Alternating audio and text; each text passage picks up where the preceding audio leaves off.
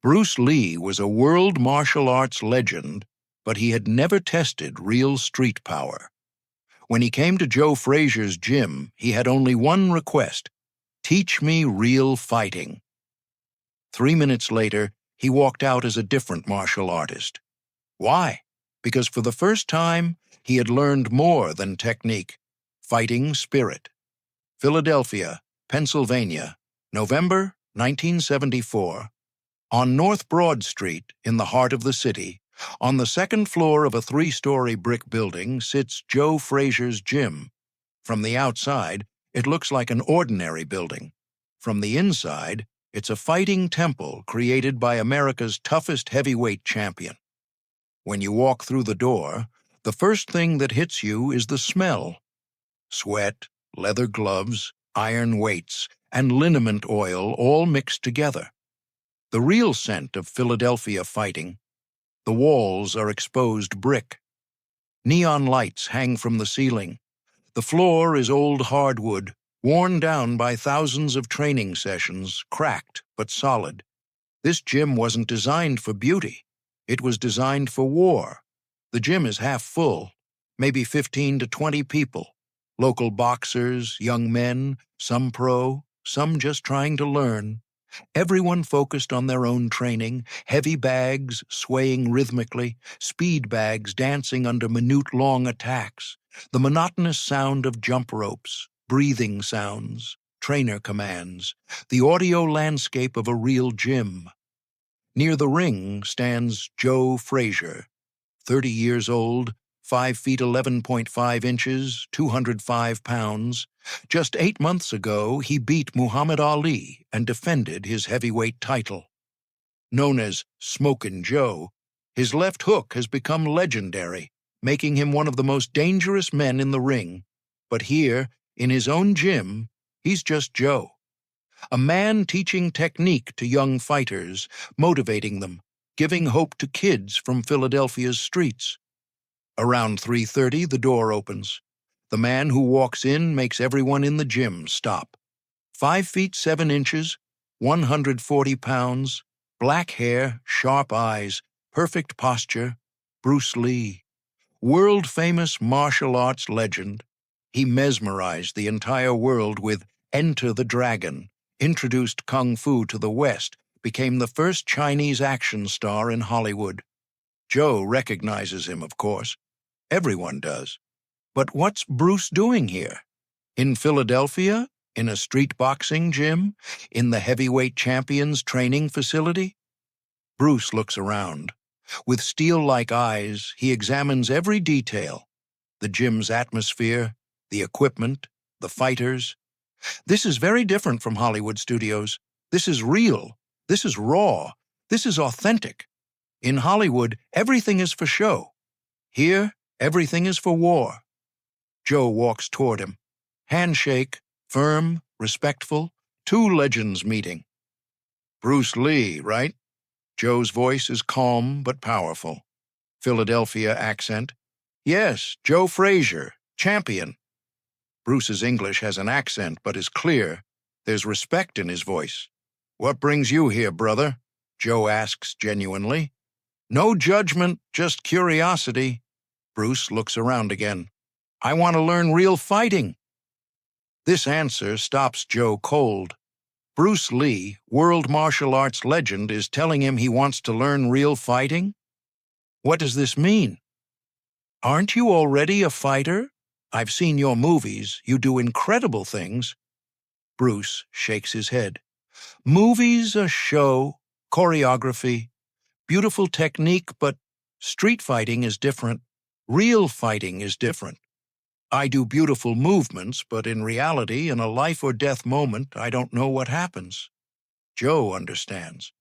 Bruce is a master in martial arts, but has no real street experience. Hollywood stunts are one thing. Philadelphia streets are another. You're a heavyweight champion. You come from the streets. You know real power. Teach me real fighting. The gym starts to quiet down. Other fighters are noticing this conversation. Bruce Lee wants to learn from Joe Frazier. This could be a historic moment, Joe thinks. He looks at Bruce. He sees sincerity. No ego, there's humility. A true martial artist. Open to learning, open to growing. Joe knows this is a rare quality. Okay, I'll give you 3 minutes, but listen carefully. I'm going to show you something different than what you know. Bruce nods. Ready? Joe steps into the center ring. Bruce follows. The gym completely stops now. Everyone watching. First, Joe says, forget everything beautiful. Street fighting is ugly. No style, no form, just survival. Bruce listens intently. Second, power comes from here. Joe points to his chest. Heart, not muscle, not technique. Heart. You fight with heart or you lose with technique. Bruce nods. Third, distance doesn't matter. Close distance matters. Everything happens close. Real fighting happens inside, not outside. Joe takes a basic stance. Philadelphia boxing stance. Different from traditional boxing. More compact, more aggressive, more practical. This is street stance. Low, compact, ready to explode. Not pretty, but effective. Bruce tries to mirror. Awkward. Martial arts stance is very different. Kung fu is flowing, boxing is explosive. No, no. Joe adjusts his position. Lower, hands closer, elbows in, protect body. Head second, body first. Bruce adjusts, still learning. Now, power. Real power, not demonstration power. Killing power. Joe shows left hook technique, but not demonstration style. Real style, compact, vicious, designed to end things. Hip first. Everything starts from hip. Hip drives shoulder, shoulder drives arm, arm delivers. But hip is the engine. Bruce watches carefully. This is different from everything he learned.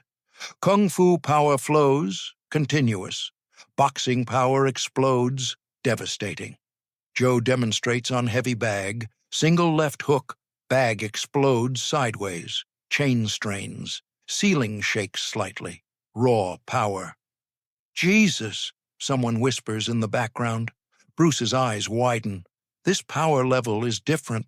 This isn't technique power, this is killing power. Your turn, Joe says. Bruce approaches the bag, tries to replicate.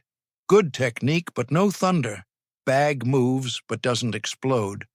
Again, hip first. Bruce tries. Better, but still missing something. What are you thinking about? Joe asks. Technique, form, proper movement. Wrong. Think about the enemy. Think about someone trying to hurt your family. Think about survival. Think about heart. Bruce tries again. This time, different energy. Bag moves harder. Better, but still thinking. Stop thinking. Feel. 3 minutes are passing fast, but magic is happening. Bruce is learning something new. Not technique, philosophy, fighting spirit. Real fighting, Joe says, isn't about who knows more techniques. It's about who wants it more, about who's willing to go deeper into darkness. You're a beautiful fighter, Bruce, but you've never been to the dark place. Street fighting is the dark place? Bruce understands. His martial arts are beautiful, artistic, flowing. Street fighting is ugly, raw, desperate. I'll teach you something else, Joe continues. Fear. Good fear, bad fear. Good fear keeps you alive. Bad fear gets you killed. What's good fear? Good fear makes you respect your opponent, makes you careful, makes you prepared. Bad fear makes you hesitate, makes you doubt, makes you lose. Bruce nods. This is philosophical but practical. In the street, no rules, no referee, no time limits, just you and the enemy. Technique won't save you if your heart isn't ready. Joe checks an imaginary watch. 3 minutes up, but you want to learn more? Bruce nods eagerly. Yes, I want to understand this. Come back tomorrow, I'll teach you properly. But warning, this will change your martial arts. Once you learn street fighting, you can't go back to just beautiful. Bruce considers. This is a decision moment. Stay with beautiful martial arts or learn ugly reality? I want to learn, Bruce says firmly. Joe smiles. Good. Tomorrow, same time. Bring a notebook. I'll teach you fighting psychology. Bruce bows respectfully. Traditional martial arts bow. Joe laughs. No bowing in the street, brother. Handshake, equal respect. They shake hands again. Different handshake now. Mutual respect. Teacher and student, but also peer recognition. Bruce turns to leave, but stops. Joe, can I ask something? Sure. Your left hook. How do you generate so much power from such a short distance? Joe grins. That's tomorrow's lesson. But I'll tell you a secret. Power comes from darkness.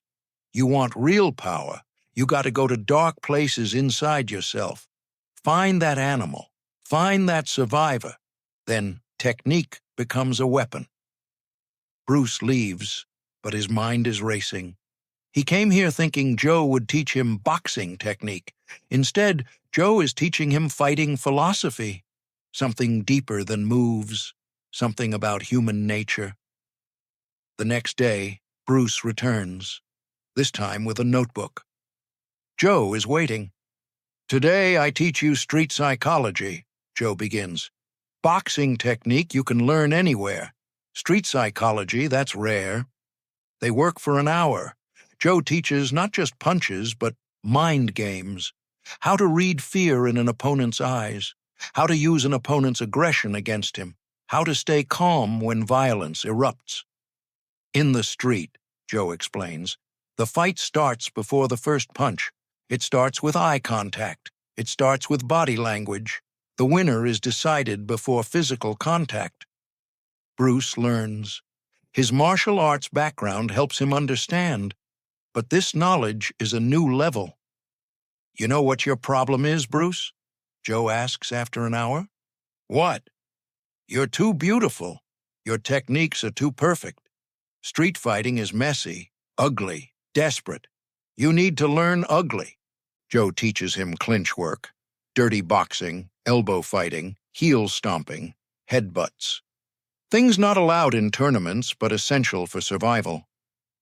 This is ugly, but this is real, Joe says. Beauty is a luxury. Survival is necessity. A week passes. Bruce comes daily. Learning. His martial arts are evolving. The Hollywood pretty boy is becoming a street fighter. Other gym members notice the change. Bruce moves differently, more aggressive, more direct, less flowing, more explosive. You're changing him, one boxer tells Joe. No, Joe replies. I'm not changing him. I'm showing him parts of himself he didn't know existed. Every man has a warrior inside. Bruce had the artist. Now he has both. The final lesson comes on Friday. Joe teaches Bruce the most important lesson, when not to fight. A real fighter knows when to walk away, Joe explains. Hollywood teaches you to fight everyone. The street teaches you to fight only when necessary. Ego gets you killed. Wisdom keeps you alive.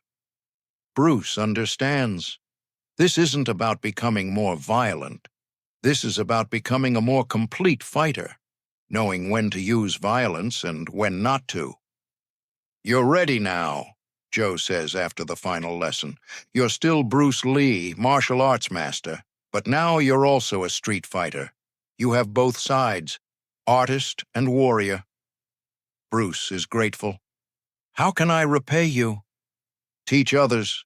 Pass this on. Don't let this knowledge die. Martial arts are beautiful, but street fighting is necessary. The world needs both. They shake hands for the final time. But a friendship has begun. Bruce would return to Joe's gym whenever he was in Philadelphia. Joe would visit Bruce's studio in L.A. when he traveled. Months later, Bruce is filming a new movie. Fight scenes are different now, more raw, more realistic. Directors are noticing. Your fighting has changed, one director says. More intense. Bruce smiles. I learned from a heavyweight champion. Real fighting is different than movie fighting. Bruce's martial arts philosophy is evolving too. He starts teaching students not just technique, but psychology, not just form, but function. Years later, when Bruce dies, Joe is at the funeral, paying respects to a friend, to a student who became a teacher.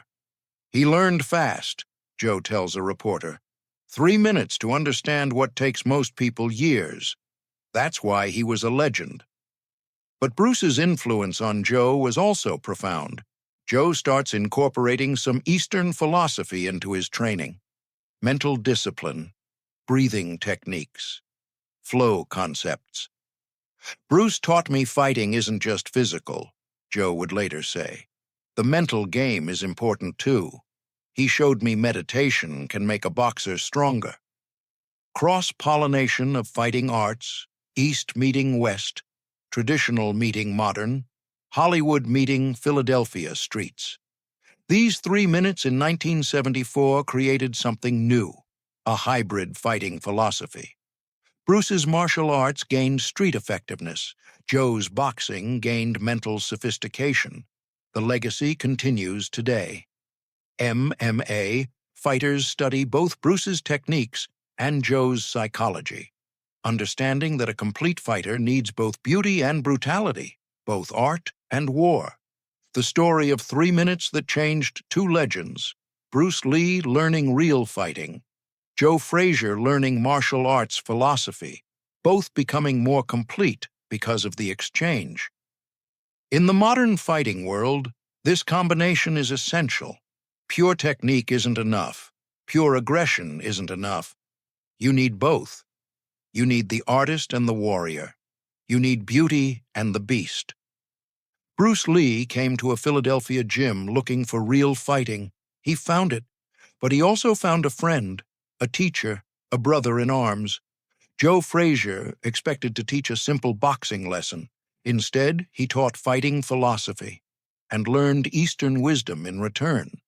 3 minutes that created a legacy, two legends recognizing each other, learning from each other, growing because of each other.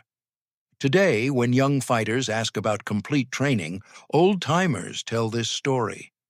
Bruce Lee and Joe Frazier, martial arts meeting boxing, East meeting West, art meeting war.